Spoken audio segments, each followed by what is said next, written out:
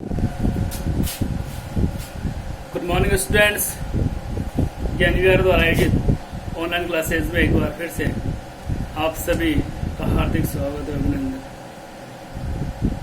मेरे विद्यार्थियों, जैसा कि आपको याद है, आपको मालूम है कि अपना जो दूसरा चैप्टर है उसमें अपन ने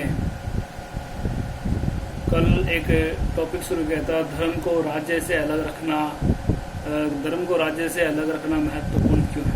धर्म को राज्य से अलग रखना महत्वपूर्ण क्यों है? और इस के बारे में अपन ने कुछ जो है अध्ययन भी किया था।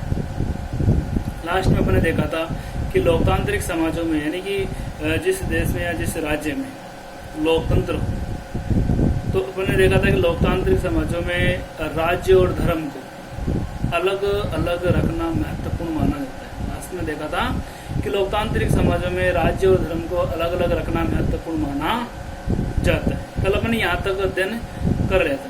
इससे आगे देखते हैं कि राज्य और धर्म को अलग रखना महत्वपूर्ण क्यों माना जाता है। यह एक लोकतांत्रिक समाज का जो है लोकतांत्रिक समाज का राज्य से धर्म को अलग रखना महत्वपूर्ण क्यों है? कहने का मतलब है कि लोकतांत्रिक समाजों में धर्म को राज्य से अलग रखने का एक महत्वपूर्ण कारण यह भी है कि हमें लोगों के महत्वपूर्ण कारण यह भी है कि हमें लोगों के धार्मिक चुनाव के अधिकार की रक्षा करनी है। यानी कि धार्मिक चुनाव के अधिकार की रक्षा का मतलब है कि जैसे कोई भी व्यक्ति किसी भी धर्म को अपना सकता है, उस पर किसी प्रकार से राज्य का जो प्रतिबंध नहीं रहेगा। यानी कि वो स्वतंत्रता पूर्वक अपने जो है धर्म का चुनाव कर सकता है। इसका मतलब ये है कि देश के किसी भी व्यक्ति को जो भारत में निवास करता है, उसको एक धर्म से निकलने और दूसरे धर्म को अपनाने, यानी कि जो उसकी इच्छा हो उस धर्म को अपनाने और किसी भी धर्म को छोड़ने की जो है पूरी स्वतंत्रता हो। यानी एक धर्म से निकलने और दूसरे धर्म को अपनाने या धार्मिक उपदेशों की अलग ढंग से व्याख्या करने की स्वतंत्रता होती है। यानी किसी प्रकार से भी राज्य का उस पर धार्मिक आधार पर प्रतिबंध नहीं रहता। तो आइए इस बात को और अच्छी तरह समझने के लिए समाज में जो एक प्रथा है छुआछूत, उस पर अपन विचार करते हैं। यानी कि राज्य को धर्म से अलग रखना महत्वपूर्ण क्यों है, इसको और अच्छी तरह समझने के लिए अपन इस समाज में अपने एक प्रथा है छुआछूत, जो प्रथा थी अपन कह सकते हैं, कई जगह तो आज भी जो है मौजूद है छुआछूत। तो इस पर विचार करते हैं। ये जो प्रथा है संभवतः आपको समाज के बीच प्रचलित यह प्रथा अच्छी नहीं लगती होगी। यानी समाज में ये छुआछूत की जो प्रथा है संभवतः आपको ये अच्छी नहीं लगती होगी।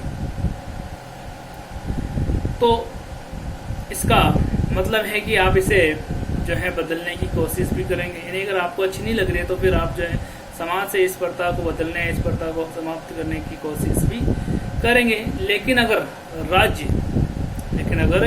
राज्य की सत्ता ऐसे व्यक्तियों के, ऐसे लोगों के हाथों में हो जो इस छुआछूत की प्रथा को सही मानते हैं, यानी आपको तो ये प्रथा गलत लगती है, लेकिन जिन लोगों के हाथों में सत्ता है, जिन लोगों के हाथों में सरकार है, उन्हें यह प्रथा अगर सही लगती है तो क्या आप आसानी से इस प्रथा को बदल पाएंगे?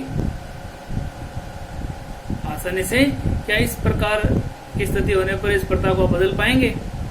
अगर आप प्रभुत्वशाली धार्मिक, यानी अगर आप उस देश के प्रभुत्वशाली धार्मिक या कह सकते हैं प्रभुत्वशाली समुदाय के सदस्य हैं, यानी कि बहुसंख्यक जो धर्म के जो लोग हैं उसके अगर आप सदस्य हैं, तो आपको अपने ही समुदाय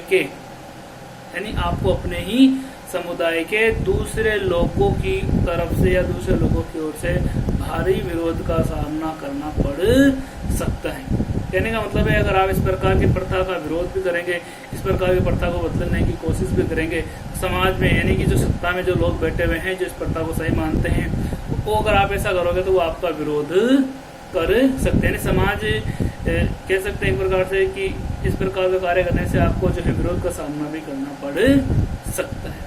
इसीलिए या इस प्रकार की स्थिति ना हो, किसी भी धर्म विशेष का राज्य में अधिकार ना हो, धार्मिक आधार पर किसी के साथ भेदभाव ना हो, या राज्य जो है किसी एक धर्म विशेष के लोगों को जो है प्रोत्साहन दे, किसी एक धर्म को जो है संरक्षण प्रदान करे, ऐसा ना हो। इसीलिए तो राज्य और धर्म को जो है अलग अलग रखा जाता है, और ये एक लोकतांत्रिक समाज, एक लोकतांत्रिक देश में जरूरी भी है। ठीक है, आगे अपन बात करेंगे भारतीय धर्मनिरपेक्षता क्या है। भारतीय धर्मनिरपेक्षता क्या है? जैसे अपन पढ़ते हैं कि भारतीय संविधान में जो है कहा गया है कि भारत जो है धर्मनिरपेक्ष राज्य है। तो जो भारतीय जो धर्मनिरपेक्षता है वो एक्चुअल में है क्या, तो इसके बारे में देखते हैं। आइए, आज का अपना जो बिंदु रहेगा, अपना जो पॉइंट रहेगा वो रहेगा भारतीय धर्मनिरपेक्ष राज्य क्या है। तो देखो, भारतीय संविधान में यानी हमारे कॉन्स्टिट्यूशन में, हमारे संविधान में ये कहा गया है कि भारतीय राज्य धर्मनिरपेक्ष रहेगा, यानी किसी भी एक धर्म विशेष को प्रोत्साहन या संरक्षण प्रदान नहीं करेगा। ठीक है, हमारे संविधान के अनुसार, भारतीय संविधान के अनुसार केवल धर्मनिरपेक्ष राज्य ही अपने उद्देश्यों को साकार करते हुए, धर्मनिरपेक्ष राज्य ही अपने उद्देश्यों को साकार करते हुए अपनाते हुए निम्नलिखित बातों का ख्याल रख सकता है। कुछ महत्वपूर्ण बातों का जो है ख्याल रख सकता है। जैसे पहला अपन देखते हैं, कोई एक धार्मिक समुदाय राज्य में निवास करने वाला, देश में निवास करने वाला कोई एक धार्मिक समुदाय किसी दूसरे धार्मिक समुदाय को न दबाए, यानी कि चाहे आप अल्पसंख्यक, कहने का मतलब है कि कोई भी धार्मिक समुदाय जो बहुसंख्यक वर्ग है, बहुसंख्यक जो लोग हैं, वो जो है अल्पसंख्यकों के अधिकारों को नहीं दबाए, या जिनकी संख्या कम है उन्हें ना दबाए। तो अपन ने देखा, पहला पॉइंट रहेगा कोई एक धार्मिक समुदाय किसी दूसरे धार्मिक समुदाय को न दबाए, यानी कि दबाए नहीं। दूसरा अपना बिंदु रहेगा, कुछ लोग अपने ही धर्म के, यानी कुछ लोग शिव अपने खुद के धर्म के अन्य सदस्यों को न दबाए, यानी कि समाज में अगर कमजोर वर्ग है तो उन लोगों को भी नहीं दबाए, उनका भी शोषण नहीं करे। इसके अलावा भारतीय संविधान में कहा गया है कि राज्य न तो किसी खास धर्म को थोपेगा, यानी कि राज्य की तरफ से किसी भी व्यक्ति पर किसी भी प्रकार का कोई धर्म थोपा नहीं जाएगा। प्रत्येक नागरिक को अधिकार होगा कि वो चाहे जिस धर्म का पालन कर सकता है, यानी किसी भी धर्म से निकलने और किसी धर्म को अपनाने की पूरी स्वतंत्रता रहेगी। ठीक है, तो राज्य न तो किसी खास धर्म को थोपेगा और न ही लोगों की धार्मिक स्वतंत्रता को छीनेगा, यानी कि लोगों को धार्मिक स्वतंत्रता बनी रहेगी, उनसे किसी प्रकार से जो उनकी स्वतंत्रता नहीं छीनी जाएगी। एक प्रकार से कह सकते हैं कि धार्मिक आधार पर किसी के साथ भेदभाव नहीं किया जाएगा, या किसी भी व्यक्ति को जो है किसी भी धर्म को अपनाने के लिए विवश नहीं किया जाएगा। प्रत्येक नागरिक को अधिकार होगा कि वो अपने जो है इच्छा के अनुसार जो है अपने धर्म, किसी भी धर्म को अपना सकता है और उस धर्म का पालन कर सकता है। राज्य जो है किसी प्रकार से किसी भी व्यक्ति पर जो इस प्रकार का दबाव नहीं बना सकता। ठीक है, इस तरह के दबदबे को, यानी कि धार्मिक, या अपन कह सकते हैं कि किसी भी धार्मिक समुदाय के दबदबे को, जिनकी संख्या ज्यादा है, जो एक प्रकार से कह सकते हैं कि जिन लोगों की, जिस धर्म को मानने वाले लोगों की संख्या ज्यादा है, तो उनका समाज में दबदबा ना हो। ठीक है, तो इस तरह के दबदबे को रोकने के लिए, यानी धार्मिक आधार पर दबदबे को रोकने के लिए भारतीय राज्य कई तरह से काम करता है, यानी कि धार्मिक आधार पर जो है भेदभाव ना हो, या अपन कह सकते हैं धार्मिक आधार पर जो है किसी धर्म विशेष का दबदबा समाज में ना हो। इसीलिए भारतीय राज्यों ने कई तरीके से जो है अपना काम किया है। ठीक है, इसमें अपन देखते हैं पहला तरीका, यानी कि भारतीय राज्यों ने अपना जो है पहला तरीका कौन सा रखा, यानी धार्मिक आधार पर किसी के साथ भेदभाव ना हो। तो इस आधार पर हम कह सकते हैं कि पहला जो तरीका है वो कौन सा है।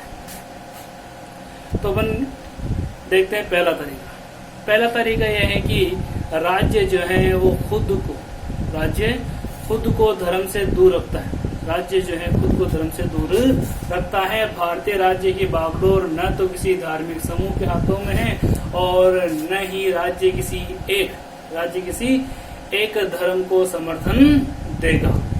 ठीक है, इसके अलावा भारत में कचहरी, थाने, सरकारी विद्यालय और दफ्तर जैसे सरकारी संस्थानों में किसी खास धर्म को प्रोत्साहन देने या उसका प्रदर्शन करने की अपेक्षा नहीं की जा सकती या नहीं की जाती। ठीक है, तो पहला तरीका अपन ने देखा। ठीक है, आज की वीडियो में इतना ही। कल जो है अपन अन्य तरीकों के बारे में भी अध्ययन करेंगे। एक बार पहले जो है इस पहले तरीके के बारे में रिवाइज करेंगे और उसके बाद में दूसरा और तीसरे तरीके के बारे में अध्ययन करेंगे। धन्यवाद। घर पर रहें, सुरक्षित रहें।